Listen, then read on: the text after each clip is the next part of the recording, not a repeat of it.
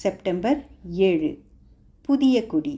இவ்வருட தூய கன்னிமரியாவின் பிறப்பு பெருவிழா தினத்தன்று நமது பங்கின் அதிகாரப்பூர்வ கொடி ஏற்றப்பட்டது. முன்னதாக மரியாளின் சேனை குழுவினரால் ஜெபமாலை வழிநடத்தப்பட்டு அதனைத் தொடர்ந்து திருப்பலி நிறைவேற்றப்பட்டது. செப்டம்பர் 8 சிற்றுண்டி விற்பனை. தமிழ் மற்றும் ஆங்கிலம் இவ்விரு குழுக்களிலிருந்து மொத்தம் 25 முதற் நற்கருணை மாணவர்களின் தயாரிப்பு முகாமிற்காக மறைக்கல்வி மாணவர்கள் காலை சிற்றுண்டி விற்பனை செய்தனர். இந்த முகாம் அக்டோபர் 19 மற்றும் 20 ஆகிய 2 தினங்களுக்கு நடைபெறும். செப்டம்பர் 14 திருச்சிலுவையின் மகிமை திருவிழா. திருப்பலிக்கு பிறகு சிறப்பு ஆசீர் வழங்கப்பட்டது. செப்டம்பர் 22 தமிழ் இளைஞர் குழுவினர் வழிநடத்திய திருப்பலி மற்றும் ஒன்று கூடல். தமிழ் திருத்தூது பணிக்குழு இளைஞர் குழு ஒருங்கிணைப்பாளர் பணியிலிருந்து விலகும் சகோதரி கேத்தரினுக்கு நன்றி தெரிவித்து கொண்டதோடு புதிய பொறுப்பாளர் பிரான்சிஸ்கா மேரியை வரவேற்றது. செப்டம்பர் 26 தைப்பேவுக்கு பயணம். பேராயர் ஜூலியன் லியாவ் அவர்கள் தலைமையேற்ற உயர் மறைமாவட்ட பேராளர் குழுவுடன் அருட்தந்தை ஆண்ட்ரூ அவர்கள் தைப்பே நாட்டிற்கு பயணம் மேற்கொண்டார். அங்கு ஜூச்சி அறக்கட்டளையுடன் இணைந்து தொண்டு மற்றும் சுற்றுச்சூழல் பாதுகாப்பு துறையில் இணைந்து செயல்படுவதற்கான வழிகள் ஆராயப்பட்டன. September 27 grotto ஆசிர்வதித்தல். மெழுகுவர்த்திகள் மற்றும் தூபம் எரிக்க ஏதுவாக குரோட்டோ முன்பாக ஓர் இடம் சீரமைக்கப்பட்டது. அருட்தந்தை ஆண்ட்ரூ அவர்கள் குரோட்டோவை ஆசிர்வதித்தார். செப்டம்பர் 27 புனித வின்சென்ட் டி பால் திருநாள். புனித வின்சென்ட் டி பால் சமூக உறுப்பினர்கள் தங்களது பாதுகாவலரான இப்புனிதரின் திருநாளிலே அவர்களின் அர்ப்பணிப்பை புதுப்பித்து கொண்டனர். அருட்தந்தை ஆண்ட்ரூ அவர்களுக்கு சிறப்பு ஆசீர் வழங்கினார்.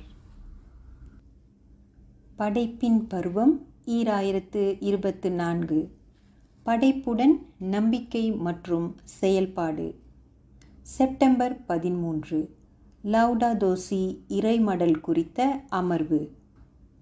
செப்டம்பர் 16 இறை வேண்டலுடன் இயற்கையோடு ஒரு நடைப்பயணம். செப்டம்பர் 29 சிறுவர்களுக்கான வெளிப்புற நடவடிக்கை. செப்டம்பர் 27 லவுடாதோ சி மற்றும் லவுடாடேட்டியத்திற்கான உருவாக்க அமர்வு. செப்டம்பர் 13 இறைமடல் குறித்த அமர்வு. செப்டம்பர் 16 இயற்கையோடு மெதுநடை. கோலாலம்பூர் உயர் மறை மாவட்டத்திலிருந்து மொத்தம் 81 உறுப்பினர்கள் லேக் கார்டனில் ஒன்று கூடினர். பினாங்கு மறை மாவட்டத்திலிருந்தும் போர்டிக்சனை சேர்ந்த பிற சமயத்தினரும் இதில் கலந்து கொண்டனர். செப்டம்பர் 29 குழந்தைகளும் படைப்பும். பாத்திமா அன்னை பங்கின் மறைக்கல்வி மாணவர்கள் படைப்பின் பருவத்திற்கான திட்டத்தின் ஒரு பகுதியாக லேக் கார்டனுக்கு சென்றனர். 140 மாணவர்களோடு மறைக்கல்வி ஆசிரியர்கள் மற்றும் பெற்றோரும் இதில் கலந்து கொண்டனர். நீதி உருவாக்க பணிக்குழு இந்நிகழ்வை ஏற்பாடு செய்திருந்தது. புனித நேரம். ஜூலை 1 தாத்தா பாட்டி மற்றும் மூத்த குடியினருக்கான உலக தினம். ஜூலை 5 திருத்தந்தையின் நோக்கம். நோயுற்றோருக்காக ஆன்மீக அக்கறை. ஜூலை 17 MH17 நினைவு நாள்.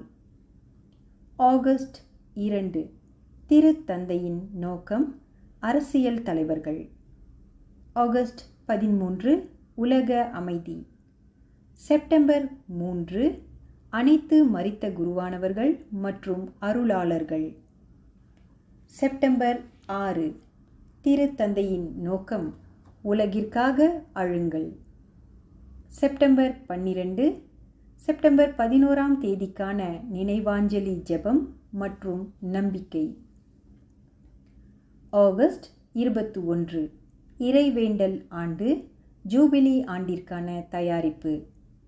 கடவுளை நினைவு கூறவும், கடவுளோடும் அவரின் திரு அவையோடும் கொண்டுள்ள உறவை புதுப்பித்து கொள்ளவும், கடவுளோடும் அவரின் மக்களோடும் உறவை மீண்டும் கட்டி எழுப்பவும் ஆகிய கருத்துக்களுடன் அருட்தந்தை ஆண்ட்ரூ அவர்கள் உருவாக்க பயிற்சியை நடத்தினார்.